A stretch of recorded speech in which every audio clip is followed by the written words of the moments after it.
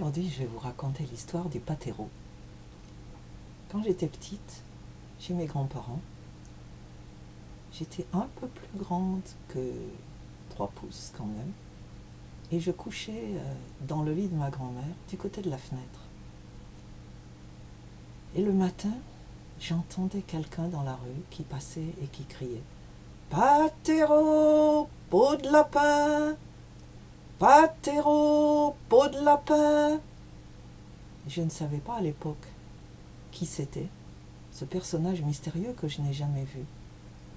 J'ai découvert bien longtemps après qu'il s'agissait d'un type de chiffonnier qui circulait le long des rues à pied,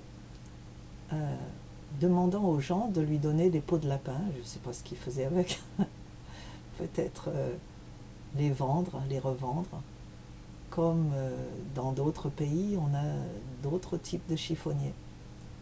Mais ce qui m'intéressait, c'était cet appel magique, ce mot magique, pâtéro, que je n'ai jamais entendu ailleurs. Pâtéro, peau de lapin! Et je me précipitais, je tombais presque du lit avec ma chemise, la chemise de ma grand-mère qui était longue, et je me précipitais à la fenêtre, j'essayais d'ouvrir, fébrilement, d'ouvrir la poignée de la fenêtre qui me résistait, et puis après il y avait encore les volets, et je n'ai jamais réussi à ouvrir, et même à aller assez vite pour jamais voir ce pâtéro. C'était quelque chose de magique, qui faisait partie d'un monde disparu. Et je vous invite à faire une recherche, si vous êtes assez grand pour ça.